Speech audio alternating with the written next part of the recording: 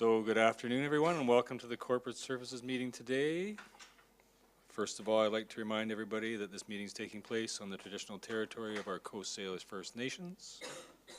And Mr. Secretary, the first item would be the adoption of the agenda, Mr. Chair. Moved by Director Morris and seconded by Director Stone. Any discussion? All those in favor? Opposed? Motion carried. Next up, the adoption of the minutes from the Corporate Services Committee meeting of February the 14th. Moved by Director Davis, seconded by Director Yanni DiNardo. Any discussion? All those in favor? Opposed? Motion is carried. Next item. And Mr. Chair, there's nobody here from the public for the public input period. I guess I could have figured that out. We should send out invitations. Nice. No delegations, no correspondence, no information items. It brings us to reports, Mr. Secretary. We have one report from the Human Resources Division regarding Director's Remuneration Review. And the manager of HR is here if you have any questions. It's for information. Do we have questions? Director Davis. Okay, I guess I'll start. I was looking through this and did a little bit of research on some of them, and specifically attachment A, I found that there were some that are out of date, although some were just updated recently. Like Central Coast was $1,800 for an EA director, which is, well, apparently it was $3,000 and now it's up to $4,000, and they give them some more money when they attend meetings. But it was the Capital Regional District. I went and looked at their remuneration bylaw, and it has been bumped up a bit. So every director, whether they're EA or municipal, gets $17,632, and that is to attend the board and hospital board, committee of the whole, and 2 other standing committees. The EA directors get a further $32,796, bringing it up to $50,428. And if they're on any more committees, so to compare to us, the committees that their base pay would not include transit. So putting those of us on transit would get an extra $5,186. And then the 3 of us who, or the board or the committee chairs, would get a further $2,593.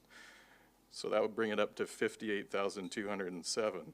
And they also pay their vice chair $5,186. So Director Morrison would be getting more than twice what he gets now if he were in the CRD. So it's, yeah, quite challenging.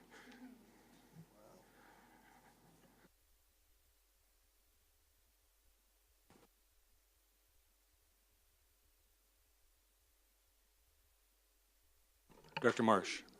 Yeah, I just have a question about if you, in your research, if I may, Mr. Chair, through to Director Davis, do you know, like, I'm not really sure what the CVRD is made up of. Highlands, right, is one, but also Langford.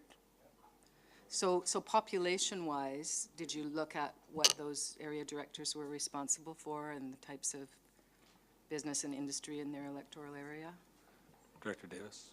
Well, the CRD only has 3 area directors. Okay. So Wanda Fuca, which is Mike Hicks, and that stretches from Port Renfrew all the way down East Souk, around, like, not including Souk. And also there's a bit, there's a point of land just across from Mill Bay. Can't remember what it's called. But yeah, and it's a lot like Area E here with like 4 or 5 different communities, Shirley, and they have, it's quite complicated. And also Salt Spring Island is one, and the other Gulf Islands, the other southern Gulf Islands is the 3rd one. So the rest are municipal directors? Yeah, the 13 municipalities. Thank you. 2 from Salt Spring. Thank you, Director Davis, for that. Director Morrison. Thank you. Question through the staff. So I'm curious because I think I've been here for 2 or 3 of these discussions and reviews around remuneration. And I know that that question of the numbers that are reflected in the graph, we went through great pains in the past, or your predecessors had gone through great pains in the past to ensure that we were doing like for like comparisons, so that if a number appeared in here, there wasn't additional committee pay, chair pay, or not chair pay, but committee chair pay and the like. So obviously Director Davis has found some interesting information, because I see often, well, I'll ask that, is there a differentiation in this as in regards to other responsibilities that may be compensated that aren't reflected in this chart? So, no, as described in the report, this was really, this is really a base pay analysis, and part of the reason is that every regional district has different bylaws and different remuneration rates for the various slate of responsibilities that are unique to their district. And so it's almost impossible to do an apples to apples comparison, because you know, this regional district may not have that committee, and this one may have great distances involved in people's travel, et cetera. So this is really just the base pay analysis. And so I did not have the benefit of time, and the information is not assembled in one convenient location to be able to do a fuller analysis. So I also wish to just point out that all of these numbers are based on 2017, including the comparisons to the base pay for our elected officials in this report. There's an addendum showing what the increases are going to be for pay for 2018 based on matching to the CUPE contract, but all of these numbers are out of date technically as of January 1st of this year, and depending on the timing of the settlement of union contracts and other priorities among the regional districts, there may or may not have been additional adjustments made as of January 1st of 2018. So. Thank you. Follow-up, Director Morrison? Well, if I couldn't, more of a comment. And as I said, we've been through this a couple or three times. And one thing that's become very clear, and I remember when Director Davis's, one of his predecessors, Brian Harrison, had been away for a number of years and had come back after serving as the Area A director. Then there was a gap, and then he'd come back. And this is at the beginning of my service here. And he'd indicated that, you know, the way he looked at it, the responsibilities were 10 times that of when he was first serving as a electoral area director. So over the course of the time that I've been here, we've had a crack at this at the end of a term for the benefit of the next board. We've considered it at the end of a term, and then for various reasons decided not to implement recommended changes and left it to the next board to make that decision. I would suggest that that puts a brand new board in an extremely difficult position if there was a consideration to amend the compensation, because new elected officials are doing so much just to get up to speed and to learn what their responsibilities are and how to be effective in this role. It's not fair, in my view, for them to be having to consider the additional burden of voting themselves a compensation increase. So I'd just like to put that out there so that the board's considering that if we're going to do something, we should probably do it on behalf of the next board. Thank you. Thank you, Director Acton. Thank you, Mr. Chair. This is more of a comment, I guess. I hope nobody takes offense, because sometimes I can be a little brash. But I think that comparing this to other electoral areas is just besides the point. If you want a quality board, this pay should be twice as much of what it is, and it should be able to attract people who don't have a supplementary income at this point. It only attracts a very small portion of the population. And if we were to compare boards, it should be comparing to high-level boards that we would want to emanate, not necessarily a civic board. The few conferences that I have gone to, and this is gonna be a generalization, but let's say 70% are pretty much retired, and no offense to retired people, but you're not drawing from the whole population. And then those are the only ones who are able to serve their community, and they're bringing forward maybe a different set, and community may not be as well represented as it could be. And maybe I'll stop there. Thanks. Thank you, Director Marcotte. Thank you. As you probably well know, I have been around this table for a long time, and I've been through a lot of different aspects in trying to decide what is a fair amount of money to have a stipend for, or whatever the technical word is. But I do agree with Ian on the fact that it is very difficult, and we have tried. I've sat through instances where the incoming board had to try and figure out, among all the other things they're trying to figure out, is what are we going to pay ourselves? So I don't know if we've got the exact answer, but maybe we need to just give it a little further thought on how we could determine that prior to the end of our terms. I think we need to maybe have a little more information to decide. I know at one time when I was board chair, the board chair didn't get any more pay than the members around the table. In fact, I think they kind of paid you not to do some things. And I know that and if you were a municipal board chair, that person got a lot more pay than me sitting there as an electoral area. So there are some differences that maybe we should spend a little time on figuring out what is it that we really need and why are we here. I know I'm not here for the money, and I probably am here for the fun, but I'm a good dancer if you need one. But I do think it's well worth looking into, and I think it's fair. I mean, expenses go up, and every time we come here, there's always a complication. So I think we need to give it a little more time than trying to do that at the end of a day when we're all kind of thinking of other thoughts right now. So I'm with Ian.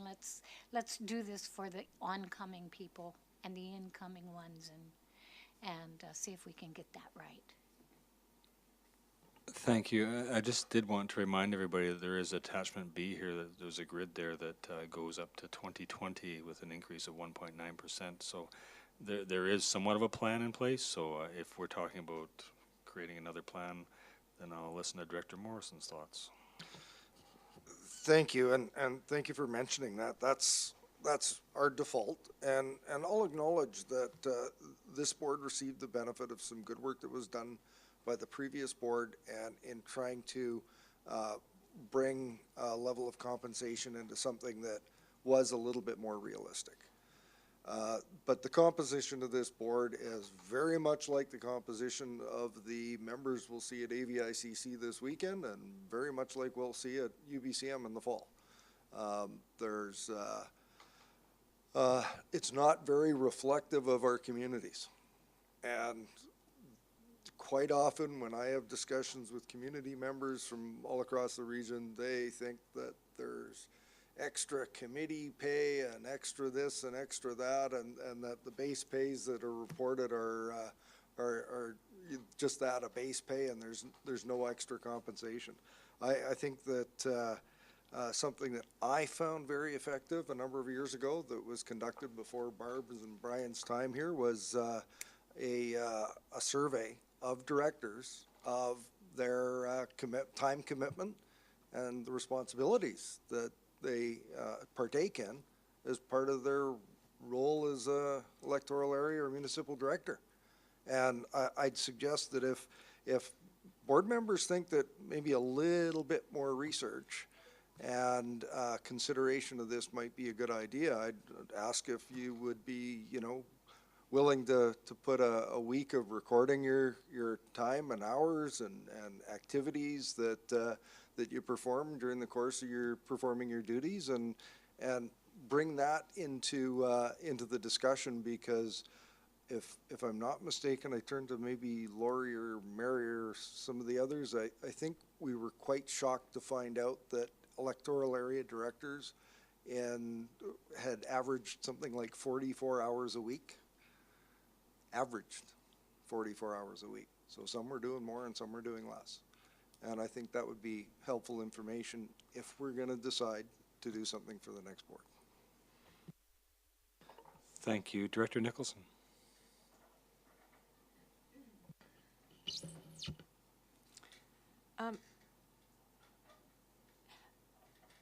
I can only I speak to this from my perspective as an electoral area director, and I would agree that this is definitely a full-time job.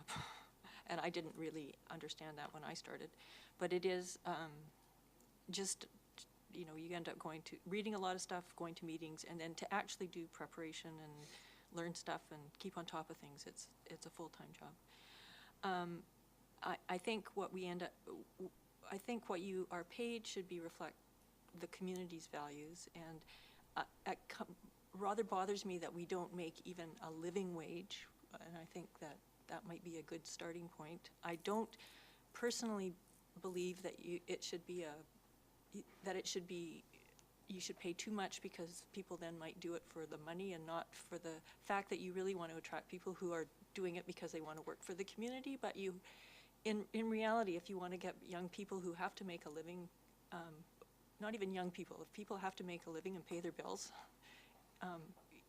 I think that if you're expecting them to spend all their time working for you, then you need to compensate them so they can get by. And I also agree, and I think if you are actually a chair of a committee, and I'm thinking particularly of Electoral Area Services Committee, if you're going to do what I consider an appropriate job for a chairperson to do, which it takes a lot of extra work, and I do think that person should be, that job should be compensated fairly for that, because there's added responsibility, and it does take a lot of time to do it well. That's all I have to say. Thank you. And before we move on, I didn't expect to have a full roundtable on this, but it seems we're going that direction. So, and I'm hearing some thoughts that would like us to look ahead and perhaps take some action, not today probably, but nudge this forward.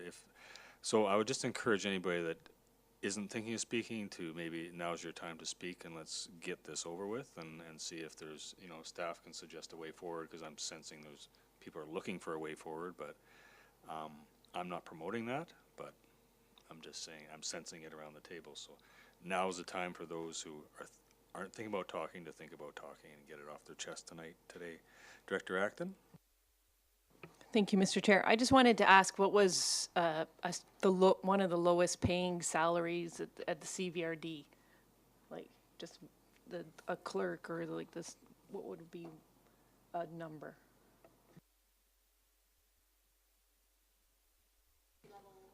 Administrative help is in sort of a regular part-time capacity is probably between 20, well, still between $20 and $25 an hour, or 50 grand a year. So for the sake of those listening, it's around $50,000 a year would be a $45,000 to $50,000 a year for entry level. Director Marsh.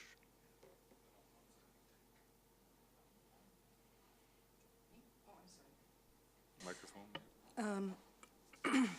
Yeah, I did some calculations while I was listening. I know that as of August 2017, a living wage in Cowichan from Social Planning Cowichan is $19.05. And I don't have any idea how much area directors' time they put in. I actually, as a municipal director, feel I'm well paid for the time I put in here. But I don't know what you do in your communities, but if I imagine that if you do have a role like a mayor and council, I can understand why this might not be enough pay. what I'm required to do here is, except for CSAC, I come to a board meeting twice a month, and I have to read ahead of time, and sometimes I go to extra things at budget time, but I don't always, so.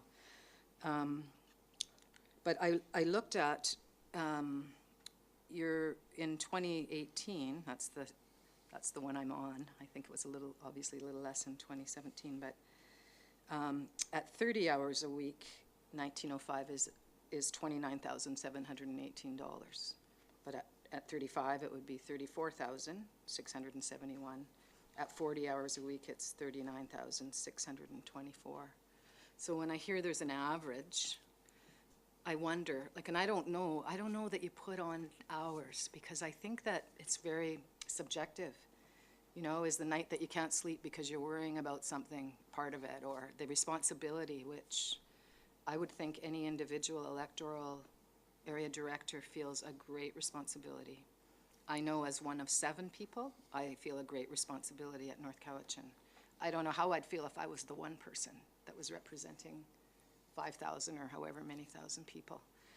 So I admire the discussion coming up. You know, there's always the backlash just for having the discussion that why should those people be talking about their own, you know, what they make, what their own remuneration is, but apparently that's how it's set out. It would be nice if the province would, you know, set that somehow. But when North Cowichan was talking about it, it was interesting to hear from one of the younger members with a family and at a time of career building about the sacrifice, not just the money, but the time with family. And, you know, I just think it's, you know, I do think we're actually quite reflective in terms of positions as a 17-member board, but I certainly don't think we're reflective in terms of demographics, where most of us are over a certain age, except maybe 1 or 2 of you. And I would like to see more young people be able to get involved in the decisions that are going to affect them and their children and their grandchildren. And not that those decisions aren't going to affect our children and grandchildren, but I don't have an answer, but I'm just glad that the discussion is happening. And as I said, I have no idea if the average, I mean, I know one director who I've never been here that they're not here, so how many hours is that compared to others? I don't really know how that averages out, but that's all I really have to say. I'd be happy to hear what your work entails, because, as I said, I don't really know. Thank you, Director Marsh. Director Davis and Director Lefebvre. Thank you. My issues with the report, or Appendix A, were, I guess, that I knew it was older information and just a base, and there was a suggestion in here that we could potentially engage a consultant to do a more thorough investigation, although it seems like a good idea, although is it really worth comparing to other regional districts or local governments, because we're all so different and it's really hard to quantify comparing to others. And I was here in the audience when the previous board voted to raise it from 24,000 to 30,000 for electoral area directors, and if they hadn't done it, I wouldn't have run. And then a few months after we got in, Director Kuhn said to me, "Wow, it's way more complicated than when I was in before." And that was just 3 years. So things are getting more complicated in an exponential fashion with everything that we have to do around here. So contaminated soil, flood mitigation, sewer, water systems, First Nations relations, highly detailed legal matters, etc. And the first year after we were elected, like 2015, I went to everything, tried to learn everything as best I could, and it was just endless, and there was still more that I could have gone to. And when I look back at the end of that year, I just feeling burnt out, and I had to just cut back. It was good that I'd learned so much in the first year, so then I could just try to catch my breath. But it's a challenge, And whenever I talk to people in the community and tell them how much we make, they always say like, wow, I could never do what you guys do for that. It's a huge disruption in your life, like when you're here and you're not out earning whatever you could elsewhere. So we take a pay cut to come here. We do love our communities, but it's not, I don't think it should be that much of a penalty to do this. Thank you, Director Davis. Director Lefebvre. Thank you. Just echoing a couple of things that Director Davis said. Excuse me. I think times have changed. The curve of the complexity and the engagement of the public and the stress that people are under I think has just been going right up. I also agree it's very hard to compare with other jurisdictions. We have a lot of functions, we have a lot of work, and I think that's going to be all over the map. So I'm not sure a study is going to tell you what you want to know. That being said, I don't really know what people should be paid here, but there has been in other circumstances. I guess I'm thinking mostly of municipal. The use of a public committee as an independent body to take a look at it and render an opinion which kind of separates it from the board, which can be seen as having a conflict of interest in some people's mind. But a public committee, I think, generally has reflected public views that generally local government politicians are underpaid, especially considering there's no such thing as a pension. There's no gold-plated provincial pension or platinum-plated federal pension, nothing. So, I think where I would fall would be supporting a public committee to review it, and then the board can choose or not choose to follow their recommendations. Thank you, Director Lefebvre, and we have done that on the town of Lake Cowichan, and it seemed to be the best route at the time, and it worked well for us. So, Director Morrison, then Director Stone. Well, as an alternative to that, and I know he hasn't moved it, and I would be supportive of that as well, but I as a possible way to move forward, another possibility may be to refer this to the board and committee chairs to consider what next steps might be done as far as directing staff to do some work on this, but I would yield to the board chair's recommendation or any other ideas that might help us to get to this before the end of the term. Director Stone. I would concur with all three of the last speakers. We went through the same process at the beginning of this last term, had a citizens committee. The key there is that the board needs to have some thought around the terms of reference for that committee and help provide some direction to them.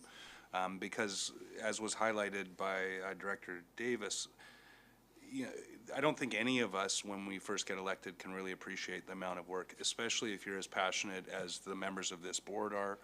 Whatever our differences of opinion may be as we go through the work that we do, we're all very passionate about building healthier communities and healthier future for everyone in the region.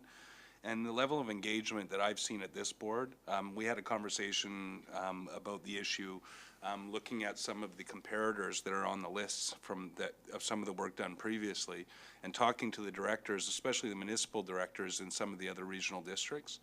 They don't do the level of engagement and involvement that we do at this board.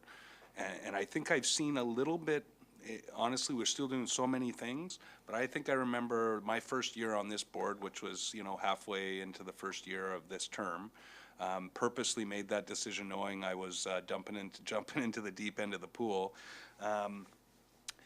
I think that we all realized after that first year that maybe we were trying to take on too much.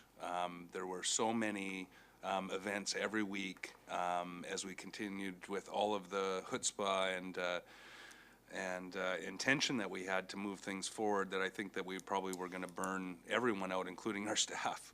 And I think that the challenge for me is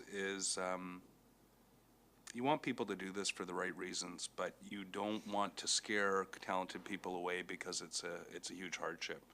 And I will tell you that personally, and I'm a mayor and I get a municipal stipend for this role.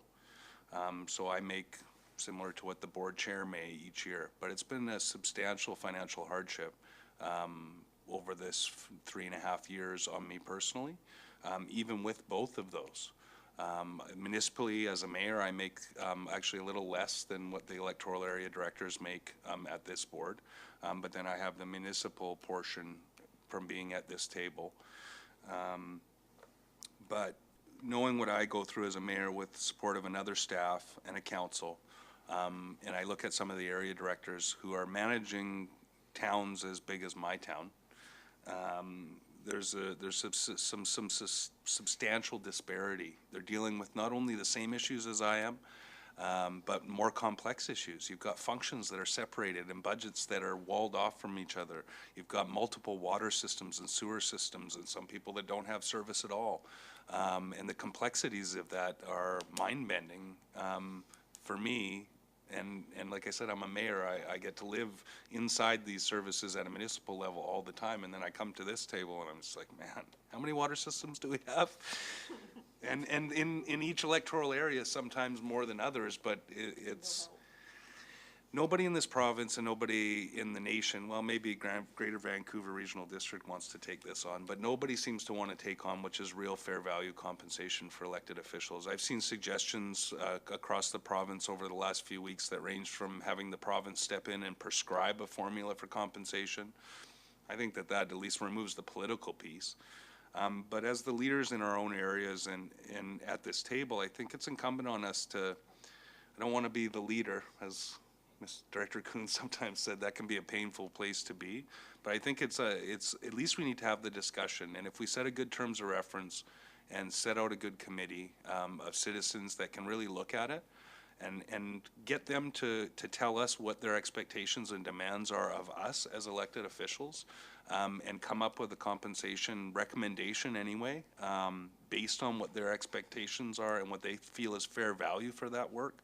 I think it'll give us at least something that we can do. It doesn't mean that when you pass or don't that resolution that you won't get the backlash from the community. But we made a substantial improvement in our own community. The mayor went from 22,000 up to just under 30,000 in Ladysmith. There was some consternation, as there always will be when you're raising a salary for yourself, as it appears to be.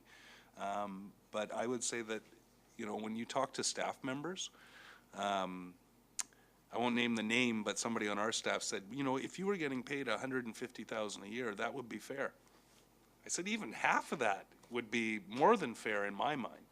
But when staff members see the amount of work that elected officials do now, especially if you're passionate, you live it 24/7, you got those stresses, your family bears those stresses, they see the social media posts, they see you getting the phone calls and leaving a family dinner with your cell phone on your ear because you have to take it. I just think that it's really incumbent to reach out to the community but provide them a good framework to provide us some direction.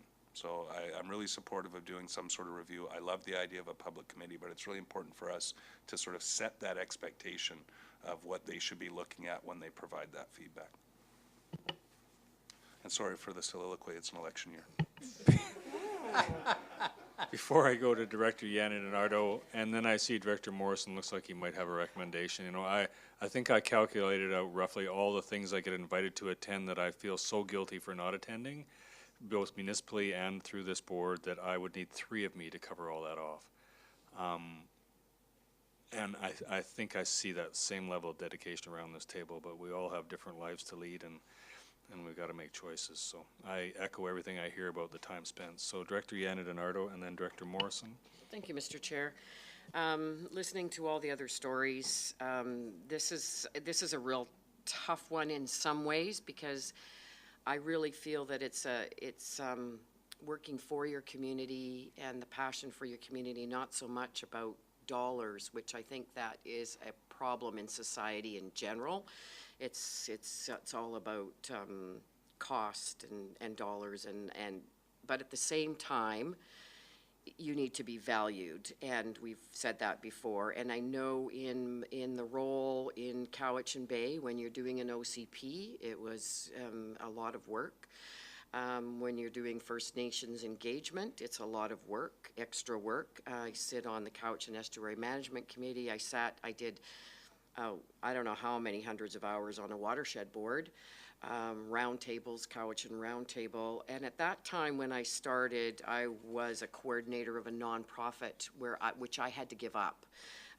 There's no way I could keep running that with a level that it needed. So I then gave up that little bit of employment. And so keeping up with phone calls, enforcement, we know that we only have 2 enforcement officers for the entire area, which is very large. And so I am called on a lot of the times by my community, like, this is out of, this is a problem, that's a problem, trying to catch up with that and with the enforcement and help them and support them as well. And so the hours that I put in year after year have just exaggerated. They're quite a bit more. And when I also began, my husband had a living wage. He was a logger, so we had, and hence why I had the opportunity to volunteer in all the things in my community, in the schools and everything else. So it was easy. It was easier for me to do that. But now when you're on a single pension, it's making things, you're thinking of things differently. For sure, because all the years of my volunteering and in nonprofit, there is no pension from my side of the fence. But I'm still happy to be doing this, but like I said, there has to be some type of balance for the value of the work that is done. So I'm looking towards seeing maybe an outside agency or something that could be possible. Thank you. May we go to Director Kuhn, who hasn't spoken before we get your... Director Kuhn. I have a clear view of Mark's face, and I'm trying to interpret what he's thinking about this. No, but the point that I would like to stress is, to me, the most important aspect of our job is the responsibility we have. And that's the part that kind of hits me most. Like some of the decisions we make, they have a large effect on the population. And if you're not in line, or if you think differently, whatever, you face an awful lot of flack. And and you have to, you have to live with that. And as far as I'm concerned, to me, it's almost kind of like a joke when you think that the lowest paid person at the CVRD gets paid more than we get paid, and when you compare the responsibility, there's no comparison. So that's the part that I find important. Thanks. Thank you. What I'm trying to say, Director Morrison, is one more that person hasn't spoke, Director Dory, and I won't yield anymore. Thank you, Mr. Chair. I've been around here for 13 years, and the workload is definitely much greater than it ever was when I first started. Especially the more people that get to know you, the more likely they're going to come to you with their problems. Email lists expand, emails expand, people contact you about all kinds of things. Some things you can do something about, other things you can't. I've talked to a lot of people over the years in other regional districts, and I can't think of another regional district that has as many functions and as many responsibilities as this one. We're just everywhere. I don't know whether we're schizophrenic or whatever to take on all this stuff, but we take on a lot of stuff. And so it is a big responsibility and a big job. A director also has to spend time improving himself or herself, reading, getting involved in all kinds of organizations, and reading books about economics and politics and everything that makes you a better decision maker.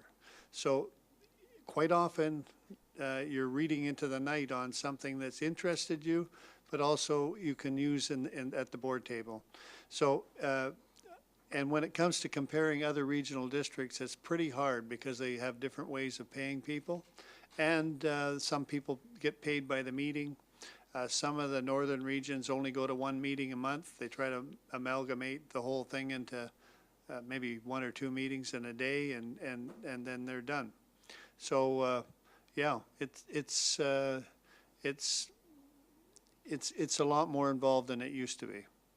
And you look at some of the electoral areas, you look at Shawnigan Lake, which has, you know, a lot of people. If they got another 1,000 people, we'd have 2 directors that would represent them.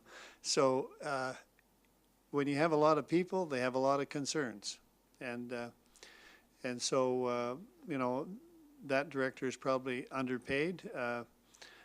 I'm paid adequately. I have a pension, and I can, you know, this. But Justin Trudeau took $2,500 away out of my paycheck in this last year by his taxation. So that's a factor too. So you're not getting paid as much as you were last year.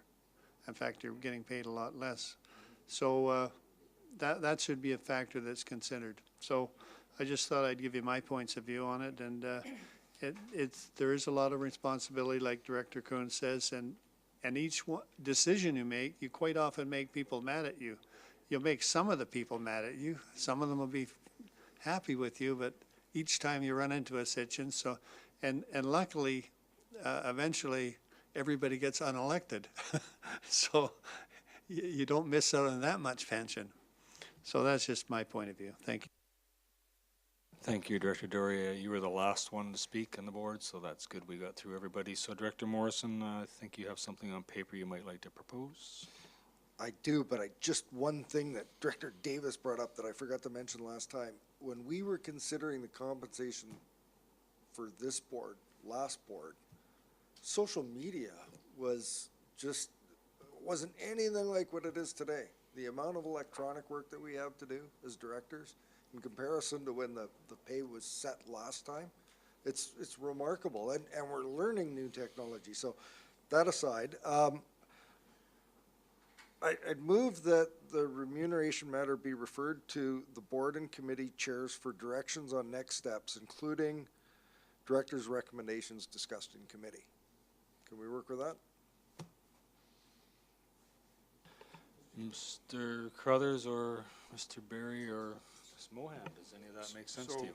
Maybe, listening to your discussions, I'm sensing an appetite to potentially look at a committee, if that's I mean, I would suggest that the first decision is, do you want to review your remuneration based on the report that you received here today? If you are, then the next step is the process to do that. And I'm hearing some interest in potentially pursuing a committee. And I would suggest to the board that you could consider or the committee to consider a resolution that a draft terms of reference for a citizen committee to review board remuneration be prepared by staff. And we would bring that terms of reference back. From what I'm hearing, there are jurisdictions within this regional district that have employed that, and I'm sure there's many others within the province that have done that we could do some best practice research, determine how different boards and councils have approached that, and come back to the board or to this committee with a draft.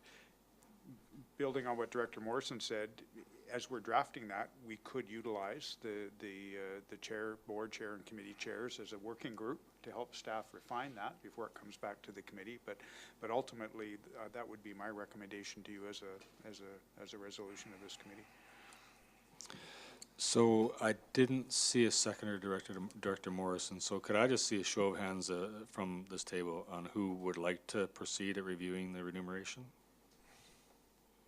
So I'm seeing more or less unanimous. So Director Morrison, you had a comment? Well, and I completely agree. We're probably going to get exactly to where Mr. Crothers has said, but I just wanted an opportunity for whether it's a committee or informal gathering of chairs or whatever to consider whether or not we should be looking at, in advance of the terms of reference for a public committee, that director's survey of hours, responsibility, those sorts of things. And perhaps those might be precursors to information that could be provided to this public committee. So I think we could do a little bit of work. We're not under a huge amount of time pressure to develop the terms of reference. So I absolutely support with getting to that, but I think some informal discussion in advance of that might be a good idea. Okay, Director Yanadinardo, you have something to add to that? I just think that like each director is completely different. How would you be able to, or because there's some directors that would be 40 hours a week, there's some directors maybe 10 hours a week, so that's another hard one too, but maybe the citizens group could, I don't know how you evaluate, like, there could be, just like we do evaluations, or I did evaluations on my staff, maybe there's, you know, I don't know, I guess you'd have to pay everybody the same, but not everybody has the same hours and the same amount of people, and it's a challenge. Director Lefferbeer, and then we're coming around to Mr. Crothers. Thank you. I would like to move Mr. Crothers, the motion suggested by Mr. Crothers, because I think it's the right way forward. We're having this discussion at the board level. I'm not sure, you know, the board has indicated an interest. It does not sit well with me that we would take this back to a select group that is informal group. I mean, we've had the discussion here. We've indicated that we'd like to pursue it further. I think we should just do that through a resolution to staff. And I saw that seconded by Director Nicholson. Director Nicholson, you want to speak to that? Mr. Crothers, could you read that again? Yes, thank you, Mr. Chair. That a draft terms of reference for a citizen committee to review board remuneration be prepared by staff. Director Nicholson. So I think that that's the appropriate way to proceed, and I think if you really want to take the politics out of this and make it a proper committee that has some ability to do their work, then you should leave it up to them to decide how they need to pull the information out and make a good recommendation. Otherwise, you shouldn't mess with the process if you're trying to ask people to give you advice. Director Davis. Not to say there shouldn't be a clear terms of reference.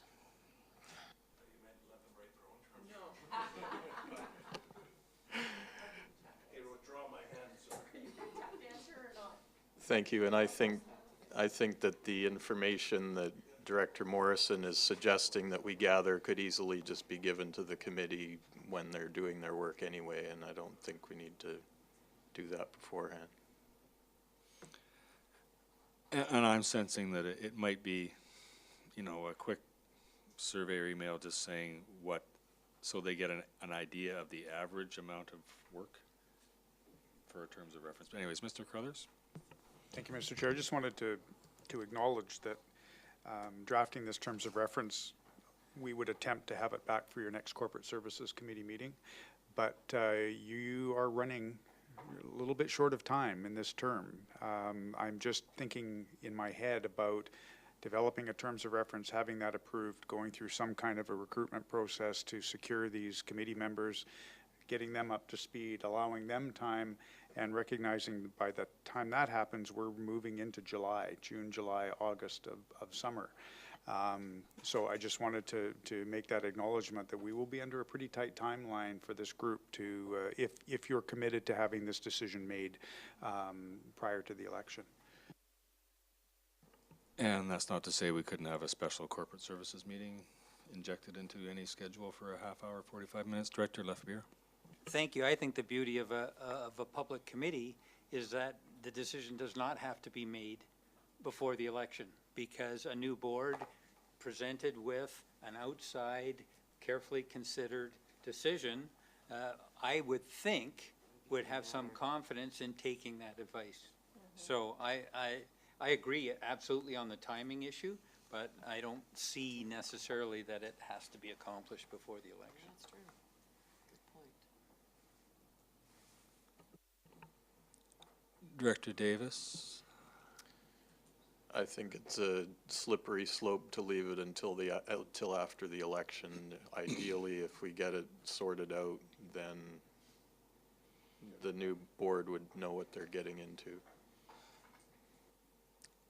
Director Stone?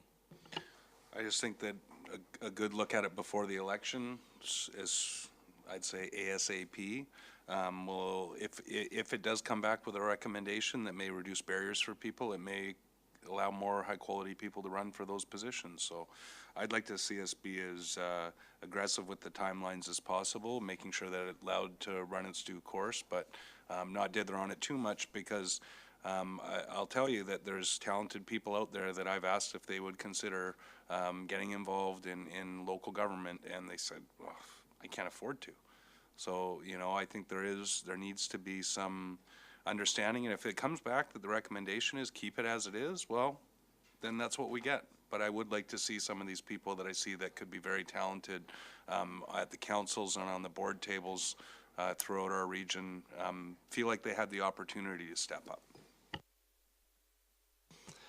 Thank you very much. And Mr. Barry has something to say as far as timelines go. Thanks, Mr. Chair. Just some clarification. If your intent is to change for people who are thinking of running for the next term, nomination period begins at the end of August. Ads will go out beginning in July saying if you're interested in running, candidate packages are available. So it'll be at that time people are going to ask us, how much do the directors get paid? And you know, it's always a sensitive question we receive too, but it gets asked. So it'll be, you'll need to have it adopted and changed if you're going to make any changes by the July board meeting.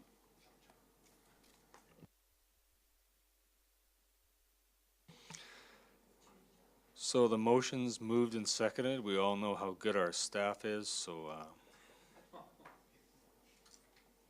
they always do their best. They always do their best, and they will keep us informed of how this goes. And you know, the way I see it, at the end of it all, I'm in my crystal ball. I don't see us blazing a whole new trail here, because from what I see, I don't know, but we'll see. I don't see anyways, we'll let the public decide this. I've got no more hands. All those in favor of that motion? Opposed? Motion's carried. Thank you. I'm glad everybody put their hand up and told us their honest thoughts on that issue. So, Mr. Secretary. Mr. Chair, seeing as there's nobody for question period, it would be a motion to adjourn. Whoa. I'm going to get Director Kuhn on there as the mover, and Director Lefebvre seconded. All those in favor? Opposed? Motion's carried. I believe dinner was at 5:45? Mr. Chair, we have a closed session board at 5:30. Dinner to follow.